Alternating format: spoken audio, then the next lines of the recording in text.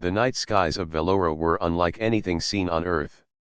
They stretched endlessly, painted in deep shades of purple and blue, with velvet-like clouds moving slowly as if the planet itself breathed. For most people in the colony, these skies were only a backdrop, something ordinary after so many years of living beneath them. But for Ryan, every night felt alive. He often stood outside his small home, staring up, waiting for something new to appear. Ryan was young compared to most in the colony. He had grown up listening to stories about how humans had left Earth long ago, searching for places where they could survive.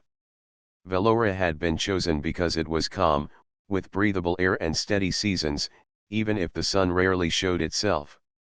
Life here was simple: fields to grow crops, machines to keep things running, and houses built in clusters for safety. Yet to Ryan, life sometimes felt too quiet, as if the colony had forgotten to dream. One evening, as the rest of the colony prepared for rest, Ryan noticed a streak of light across the horizon. At first, he thought it was just a falling star. Those were common, burning bright for a moment before fading. But this light did not fade. It moved slowly, almost like it was choosing its path. He narrowed his eyes and followed it until it disappeared behind the velvet clouds. The next day, he told one of the elders about it. The elder, a man named Darwin, shook his head with a gentle smile. "Space dust," he said, waving it off. "The sky plays tricks here. Nothing to worry about." But Ryan could not forget what he saw. The light had felt different: steady, purposeful. It was not the kind of glow that simply vanished. That night, he returned to the same spot and waited. Hours passed with only the usual stars above. He began to think maybe he had imagined it. Then, just as he was about to leave, the light appeared again. This time, there were two of them, moving together across the sky in silence. A small shiver ran through him. He did not feel fear. Instead, he felt curiosity. Why was no one else noticing? Why did no one care to look? The skies of Velora were vast and full of secrets, and Ryan believed something was trying to be seen. The next morning, he shared his thoughts with Myra, his closest friend. Myra was older than him by a few years, with a calm way of listening. She worked in the colony's workshop, fixing broken tools and old machines. Ryan trusted her more than anyone else. "I saw it again," he told her. "Not one light, but two. They move, Myra. Not like stars. Not like dust." She paused, setting aside the small metal part she was repairing. "Are you sure?" "Yes," Ryan said firmly. "I watched for hours. They were there. I think they are trying to show us something." Myra tilted her head, studying his face. She knew Ryan's imagination was strong, but she also knew he was not careless with his words. "If it is true," she said slowly, "then why only you? Why not the others?" "Because the others stopped looking," Ryan replied without hesitation. "They do not see anymore. They do not want to." Myra thought about that for a moment, then nodded. "Then we should look together." That night, the two of them went to the edge of the colony. Few people came here because it was quiet and away from the warm lights of the houses. The ground stretched out flat for miles until it met the distant dark mountains. Above, the velvet clouds shifted slowly, glowing faintly from starlight beyond. They waited in silence. For a long time, nothing appeared. Myra wrapped her cloak tighter, glancing at Ryan as if to ask whether this was worth it. Then, suddenly, the lights appeared again, two glowing shapes drifting across the sky, steady and smooth. Myra gasped softly, her hand gripping Ryan's arm. "You see it too," he whispered. "Yes," she breathed. "They are not stars." The lights moved with a rhythm, almost like a dance. They glided behind the clouds, reappeared, then shifted direction together. Myra's eyes widened. "They look like signals. Ryan nodded. He felt his heart race, not with fear but with wonder. For the first time, someone else shared his belief. He was not imagining it. The skies were alive with more than stars. Something out there was reaching toward them. When the lights faded again, Myra turned to him. "You were right. But what does it mean?" Ryan looked back at the horizon, his mind filled with questions he could not answer. He only knew one thing for certain: this was the beginning of something. The Velvet Knights of Velora were hiding secrets, and he was determined to uncover them. As they walked back toward the colony, Ryan felt both restless and excited. He knew the elders would never believe them, at least not yet. But he also knew he had taken his first step into something larger than himself, larger than the colony. The lights would return. And when they did, he would be read. The night skies of Velora were unlike anything seen on Earth. They stretched endlessly, painted in deep shades of purple and blue, with velvet-like clouds moving slowly as if the planet itself breathed. For most people in the colony, these skies were only a backdrop, something ordinary after so many years of living beneath them. But for Ryan, every night felt alive. He often stood outside his small home, staring up, waiting for something new to appear. Ryan was young compared to most in the colony. He had grown up listening to stories about how humans had left Earth long ago, searching for places where they could survive. Velora had been chosen because it was calm, with breathable air and steady seasons, even if the sun rarely showed itself. Life here was simple: fields to grow crops, machines to keep things running, and houses built in clusters for safety. Yet to Ryan, life sometimes felt too quiet, as if the colony had forgotten to dream. One evening, as the rest of the colony prepared for rest, Ryan noticed a streak of light across the horizon. At first, he thought it was just a falling star. Those were common, burning bright for a moment before fading. But this light did not fade. It moved slowly, almost like it was choosing its path. He narrowed his eyes and followed it until it disappeared behind the velvet clouds. The next day, he told one of the elders about it. The elder, a man named Darwin, shook his head with a gentle smile. "Space dust," he said, waving it off. "The sky plays tricks here.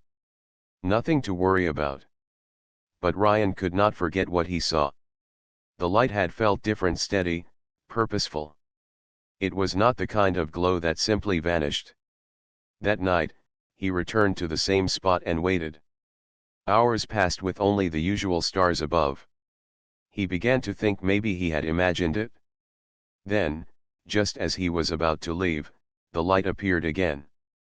This time, there were two of them, moving together across the sky in silence. A small shiver ran through him. He did not feel fear. Instead, he felt curiosity. Why was no one else noticing? Why did no one care to look? The skies of Velora were vast and full of secrets, and Ryan believed something was trying to be seen. The next morning, he shared his thoughts with Myra, his closest friend. Myra was older than him by a few years, with a calm way of listening. She worked in the colony's workshop, fixing broken tools and old machines. Ryan trusted her more than anyone else. "I saw it again," he told her. "Not one light, but two. They move, Myra. Not like stars. Not like dust." She paused, setting aside the small metal part she was repairing. "Are you sure?" "Yes," Ryan said firmly. "I watched for hours. They were there. I think they are trying to show us something." Myra tilted her head, studying his face. She knew Ryan's imagination was strong, but she also knew he was not careless with his words. "If it is true," she said slowly, "then why only you? Why not the others?" "Because the others stopped looking," Ryan replied without hesitation. "They do not see anymore. They do not want to." Myra thought about that for a moment, then nodded. "Then we should look together." That night, the two of them went to the edge of the colony. Few people came here because it was quiet and away from the warm lights of the houses. The ground stretched out flat for miles until it met the distant dark mountains. Above, the velvet clouds shifted slowly, glowing faintly from starlight beyond. They waited in silence. For a long time, nothing appeared. Myra wrapped her cloak tighter, glancing at Ryan as if to ask whether this was worth it. Then, suddenly, the lights appeared again, two glowing shapes drifting across the sky, steady and smooth. Myra gasped softly, her hand gripping Ryan's arm. "You see it too," he whispered. "Yes," she breathed. "They are not stars." The lights moved with a rhythm, almost like a dance. They glided behind the clouds, reappeared, then shifted direction together. Myra's eyes widened. "They look like signals." Ryan nodded. He felt his heart race, not with fear but with wonder. For the first time, someone else shared his belief. He was not imagining it. The skies were alive with more than stars. Something out there was reaching toward them. When the lights faded again, Myra turned to him. "You were right. But what does it mean?" Ryan looked back at the horizon, his mind filled with questions he could not answer. He only knew one thing for certain: this was the beginning of something. The Velvet Knights of Velora were hiding secrets, and he was determined to uncover them. As they walked back toward the colony, Ryan felt both restless and excited. He knew the elders would never believe them, at least not yet. But he also knew he had taken his first step into something larger than himself, larger than the colony. The lights would return. And when they did, he would be read. The days in the colony seemed to pass as usual. People tended to their crops, fixed machines, and shared meals in the common hall. Yet for Ryan and Myra, everything had changed. Their secret visits to the old outpost had opened a door to something bigger than their small world. The signals from the console were no longer noise, they were guiding them. Every night, after watching the glowing lights in the velvet sky, they returned to the outpost. Myra's papers filled with more drawings, lines, and circles that looked like star charts. Slowly, the shapes began to make sense. One evening, Myra spread out her notes across the dusty table and pointed to a cluster of symbols. "Ryan, look at this. The tones match the stars we see above the mountains." And here she traced a line leading further away. "This path is pointing to something beyond them." Ryan leaned over the paper, his heart quickening. "So the message is not just calling us. It is telling us where to go." Myra nodded. "Yes. It is like someone left a map hidden in the sky. And they wanted humans to find it?" The thought filled Ryan with both excitement and unease. Why would someone send such a map? Who were they?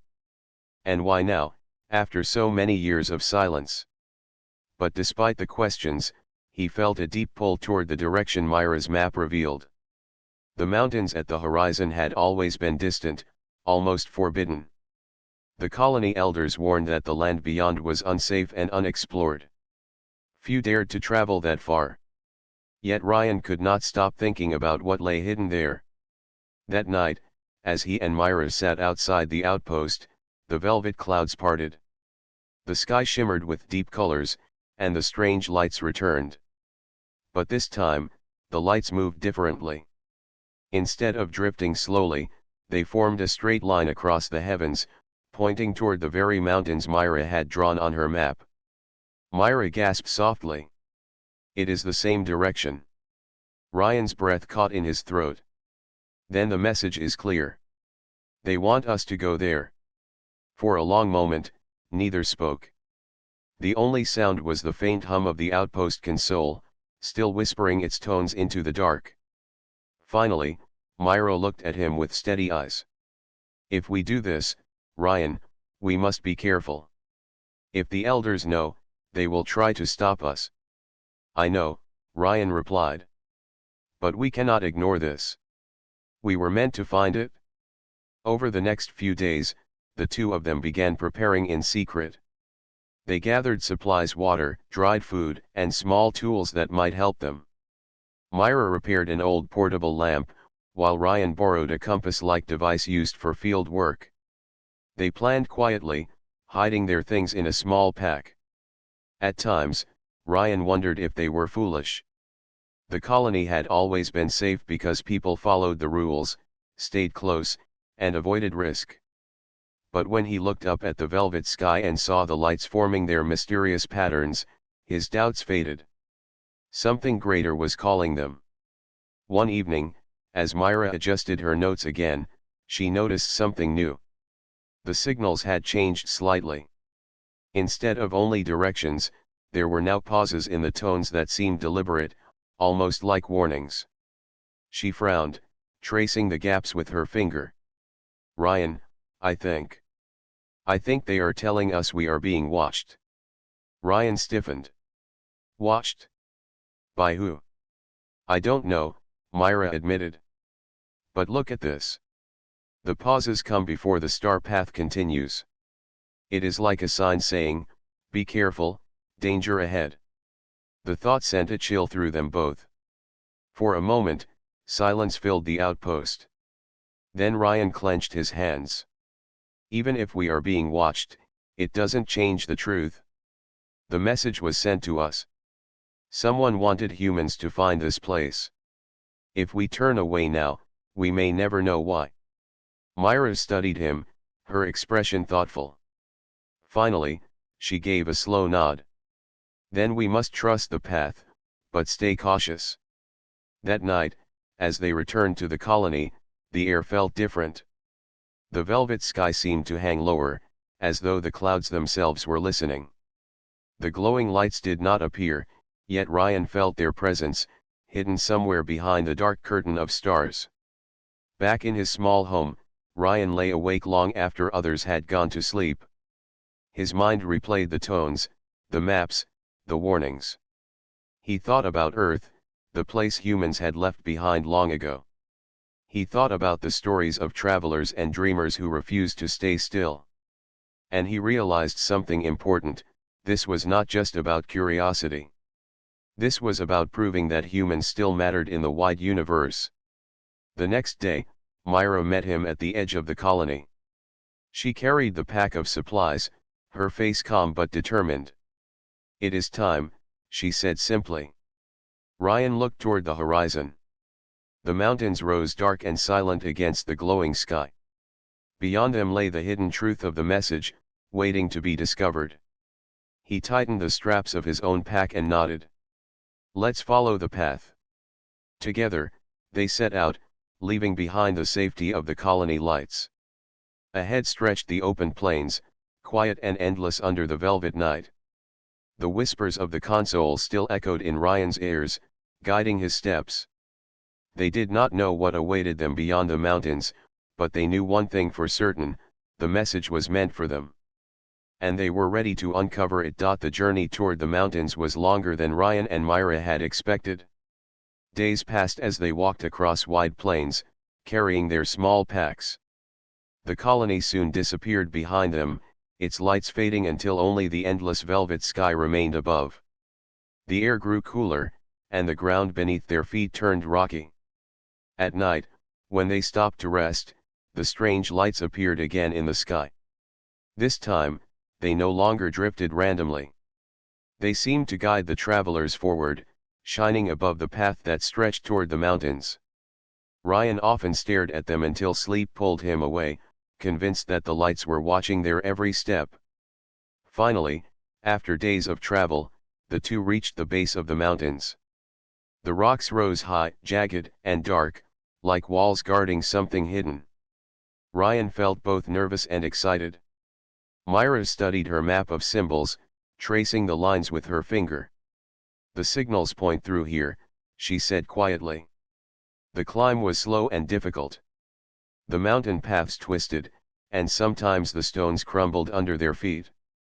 But they pressed on, driven by the knowledge that something waited beyond. After 2 more days, they finally crossed the last ridge, and what they saw left them both speechless.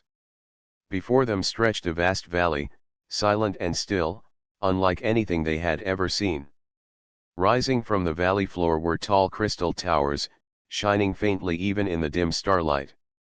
Some were broken, leaning at odd angles, while others stood tall like guardians of the land.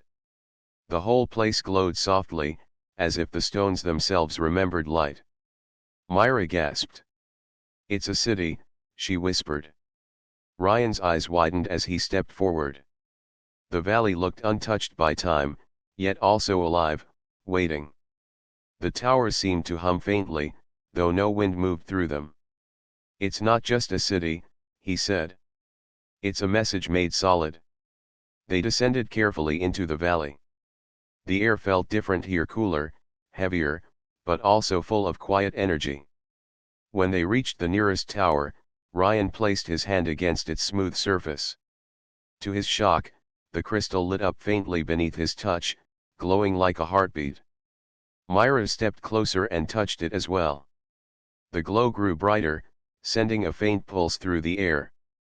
For a moment, they both froze, exchanging wide-eyed looks.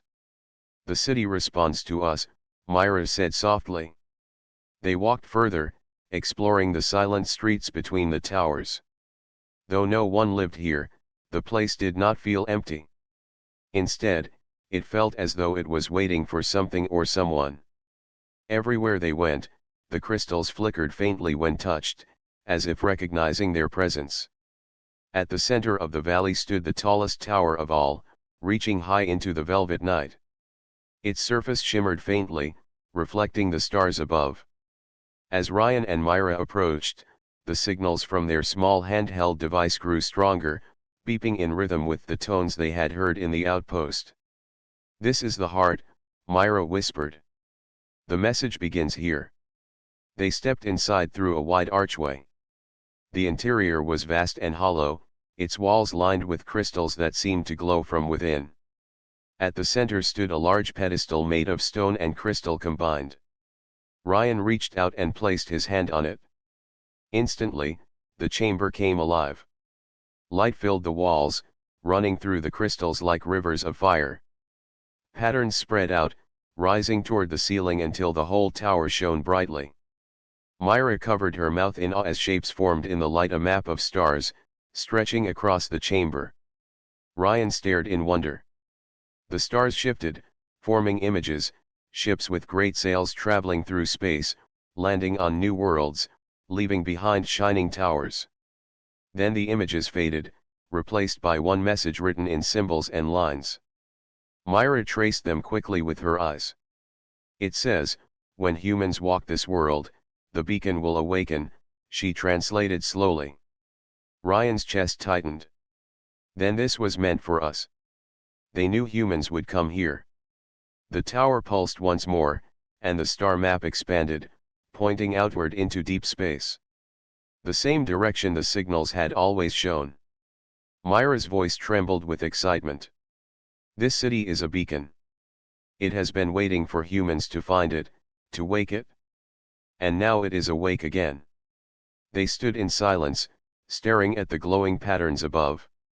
Outside, the other towers began to shine as well, their faint lights growing stronger. The whole valley shimmered like a city reborn under the velvet night. Ryan felt awe wash over him. "We are not just settlers. We are part of something larger. Humanity still has a place among the stars." Myra nodded, her eyes shining with wonder. "This is only the beginning. The message was not meant to end here, it was meant to lead us further." As the night deepened, the city continued to glow softly, no longer silent. The towers had awakened, and their light stretched upward, joining the velvet clouds above. For Ryan and Myra, it was clear. They had uncovered not just a hidden city, but the promise of a greater journey. And though they did not yet know what awaited them beyond the stars, they knew the beacon had chosen them to begin. The silent city of crystals no longer felt silent. Ever since Ryan touched the great pedestal inside the tallest tower, the whole valley had begun to glow with quiet energy. The towers pulsed with light like sleeping giants slowly opening their eyes. Ryan and Myra stood in the heart of the grand chamber, their faces brightened by the shimmering star map above them.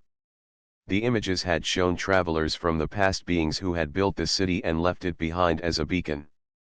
And the words were still fresh in Myra's mind: when humans walk this world, the beacon will awaken. Outside, the velvet night sky shimmered more brightly than before. The clouds above moved like curtains being drawn aside. Between them, new lights appeared, not the usual stars but glowing shapes that seemed to answer the towers below. Myra whispered, her voice filled with awe. The city is calling out. Ryan stepped closer to the pedestal, his hand brushing its smooth surface again. As he did, the lights in the tower brightened. The rhythm of the signals matched the heartbeat of the crystals, as if the whole city and the sky were speaking together. The beacon, Ryan said softly. It's alive again because of us. They left the tower and walked through the glowing streets of the city. Everywhere they went, the towers shimmered softly, sending waves of light upward. The valley seemed to breathe with energy, and the ground itself hummed faintly under their feet. When they reached a small rise overlooking the valley, they stopped to take it all in. For the first time, they could see the entire city glowing together. The towers formed perfect patterns, almost like constellations on the ground. Above, the velvet sky echoed them with light, as if earth and heaven were mirroring each other. Myra's eyes glistened. It feels like we have woken something ancient. Something that was waiting only for us. Ryan nodded, though a deep weight pressed inside him. But why us? Why humans? Why now? Myra thought for a moment, then answered slowly. Maybe because humanity was never meant to be small. Maybe we were always meant to be found, to continue what others started. That night, the two of them stayed in the city. They found shelter inside one of the smaller towers, where the walls glowed gently like lanterns. The air was calm, and though no people lived here, it felt strangely safe, almost protective. As they lay down to rest, Ryan stared up at the glowing ceiling. He thought of the colony far behind them, of the people who had chosen quiet survival over discovery. He thought of the elders who dismissed the lights as space dust. If only they could see this, he thought, they would understand. The next morning, the valley awoke with even greater brilliance. The tallest tower shone like a star itself, and beams of light stretched upward through the clouds. The velvet sky shifted, glowing in deep shades of purple and blue, as though the heavens were answering. Myra gasped as she looked upward. Ryan, look. Shapes were forming in the clouds, giant sails, glowing like soft fabric spread across the sky. They rippled gently as if some invisible wind carried them. It's a story, Ryan whispered. The same story we saw in the tower. The travelers, the ships with sails. The sails moved across the sky, glowing brighter, before fading back into the velvet night. The message was clear: long ago, travelers had left this beacon as a promise. Humanity's arrival had fulfilled that promise. Myra turned to Ryan, her voice steady. This was not an accident. The lights, the signals, the city, it was all waiting. We were meant to awaken it. Ryan felt pride swell in his chest. For so long, he had been seen as a dreamer, someone who looked too much at the sky instead of the ground. But now, his dreams had led him to truth. Humanity was not forgotten. Humanity was part of a greater story. Later, as the day passed into night again, they sat on the edge of the valley, watching the towers glow under the stars. The beacon pulsed steadily, sending its signals into deep space. Ryan wondered how far the light would travel, and who might be listening. Do you think anyone will answer? He asked quietly. Myra smiled faintly. If they built this city for us, then yes. Someone will answer. Maybe not today, maybe not tomorrow. But someone will hear. Ryan nodded, feeling both hope and responsibility. The awakening of the beacon was not just a discovery, it was an invitation. The universe would now know where humans were. As the night deepened, the beacon continued to shine.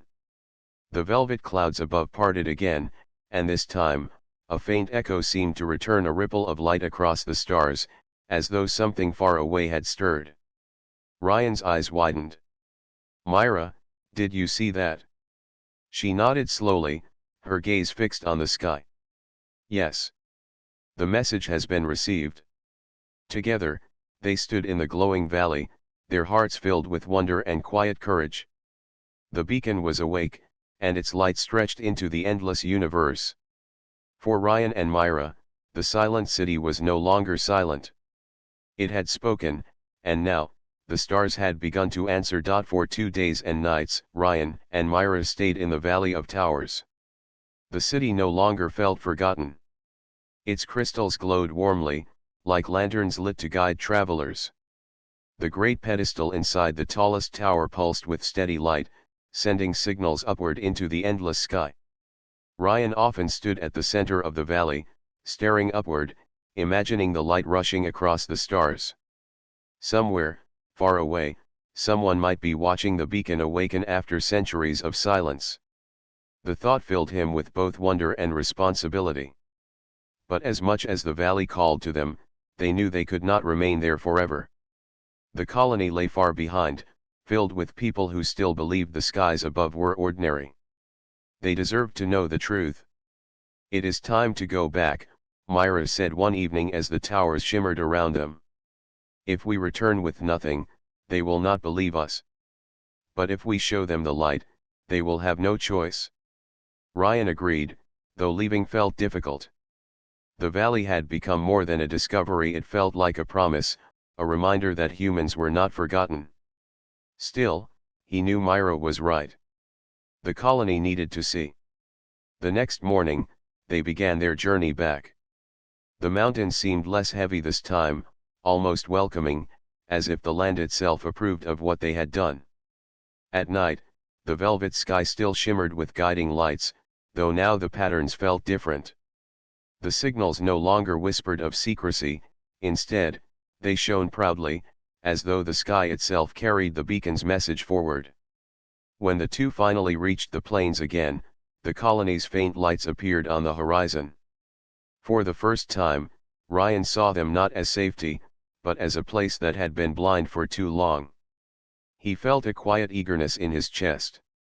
Soon, they would share what they had seen. As they entered the colony gates, people noticed their return. Ryan and Myra had been gone for many days, and whispers quickly spread among the settlers. Some worried they had gone too far and would bring trouble. Others were simply curious. Elder Darwin met them in the square. His face was calm, though his eyes held both relief and disapproval. "You two have been away too long," he said firmly. "The colony does not welcome wandering into unknown lands. What were you thinking?" Ryan looked at Myra, then stepped forward. His voice was steady. "We were thinking of truth. The skies above us are not empty. There is something waiting for us beyond the mountains." The crowd murmured. Some shook their heads, others leaned closer. Darwin frowned. "You speak of lights again?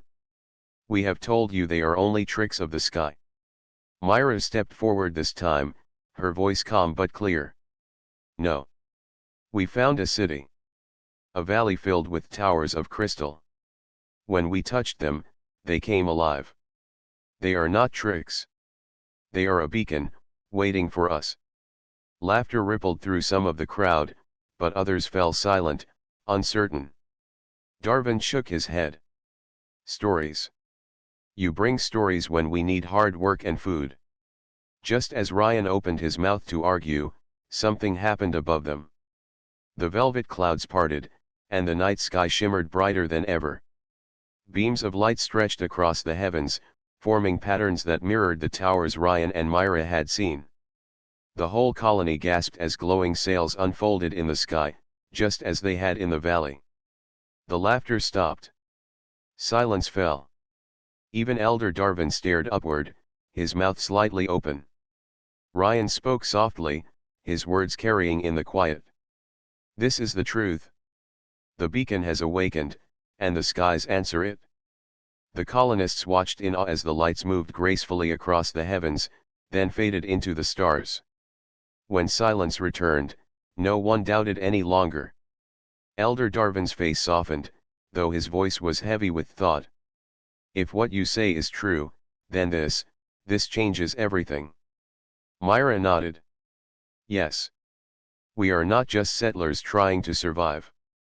We are part of something greater. The beacon was waiting for us. And now it is awake. That night, the entire colony gathered outside, watching the velvet skies. The tower's signals, though far away, seemed to echo across the horizon, and even those who had never cared for the stars now stared upward with wonder. Children whispered about the glowing sails. Workers, tired from the day, found new energy in the thought that humanity was part of a larger story. The elders, once dismissive, now stood quietly, their eyes full of questions. For Ryan, it was the proudest moment of his life. He had always felt small under the endless skies, a dreamer with no place. But now, standing among his people, he knew the truth: humans were not forgotten, not lost. They were still part of the universe's great design. Myra looked at him, her smile calm but full of meaning. This is only the beginning. The beacon's light has gone far. Others will see it. Others will come. Ryan nodded slowly, his eyes on the glowing heavens. The return to the colony was not an ending, it was the start of something far greater. Humanity had reawakened its place under the velvet nights. The days after the beacon awakened were unlike any the colony had ever known. Where once people hurried through their work with tired faces, now they paused often to gaze at the skies. The velvet nights, once ignored, became gatherings of hope. Families sat together outside, pointing to the glowing lines that appeared and shifted among the stars. Children asked questions, and for the first time in many years, the elders had no answers. Ryan watched this change with quiet pride. He had not expected everyone to believe so quickly, but the heavens themselves had shown the truth. Still, he knew belief was only the first step. The real question remained: what would come next? One evening, as the skies glowed faintly above, Myra joined him near the edge of the colony wall. Her voice was calm but thoughtful. Do you think they will come soon? Ryan looked up. The signal has gone far. But space is wide. We do not know who will see it, or how long it will take. Myra nodded.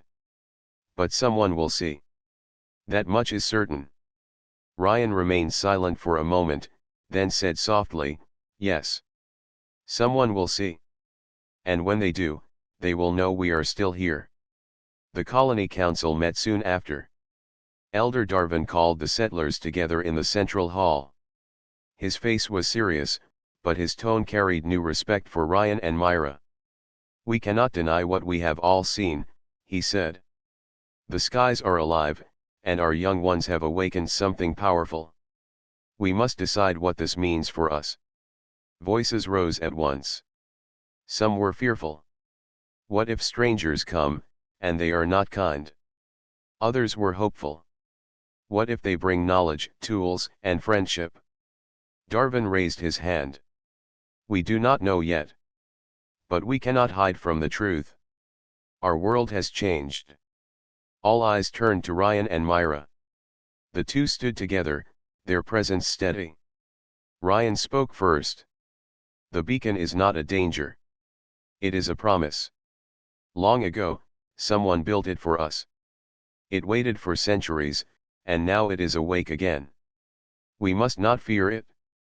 Myra added, we cannot choose silence anymore. If we try to turn away, the skies will still speak. Better to be ready, better to meet whatever comes with open eyes. The settlers murmured among themselves, and slowly, a quiet agreement spread. They would not turn away. That night, the colony gathered on the plain outside the gates. The children carried lanterns, though the night hardly needed them, for the sky itself glowed brighter than ever. As they watched, The lines of light stretched further, forming shapes like wings that spanned the horizon. A hush fell. For a moment, it seemed as if the heavens themselves leaned closer. And then, faint but clear, a new light appeared among the stars. It moved slowly, not like the drifting sails but with purpose. Myra's breath caught. "Do you see it?" Ryan nodded, his heart racing. "Yes, someone is answering." The colony gasped as the light grew brighter, pulsing gently, as though sending a reply. The beacon's towers in the far valley glowed in response, their crystals shining across the mountains. It was as if two voices, long separated, had finally found each other again. For the settlers, the moment was unforgettable. Some fell to their knees, overcome with wonder. Others embraced, whispering prayers or dreams. Even Elder Darwin stood silently, tears in his eyes, his doubt gone at last. In the days that followed, life in the colony changed forever. Workers still tended the fields and repaired the walls, but their hearts were lighter. They spoke often of the light that had answered. They wondered who traveled beyond the stars, and when they might arrive. Ryan and Myra became quiet guides for their people. They did not claim to know everything, but their courage had shown the way. Children followed them eagerly, asking for stories of the valley and the towers. Ryan always ended with the same words, "The beacon is our promise. It means we are not alone." At night, when the skies were brightest, Myra sometimes whispered, "Do you think they are watching us now?" Ryan would smile gently. "Yes. Somewhere, someone is watching. And they know we are here." One evening, as the colony gathered again, a soft wind swept across the plains. The velvet sky above shimmered more than ever, the sails of light unfolding wider, brighter, more graceful. Among them, the answering star glowed steady, as though waiting patiently for the day it would arrive. Myra looked at Ryan, her voice full of quiet wonder. "The nights will never be the same." Ryan nodded, his eyes on the glowing heavens. "No. They are no longer silent. They carry a promise. A promise that we are part of something greater." The colony stood together beneath the velvet nights, no longer a forgotten settlement at the edge of the world. They were dreamers again, children of the stars, ready to meet the future. And far above, the skies carried their light onward, across endless distances, a message that would never fade: humanity is here. Humanity endures. Humanity remembers.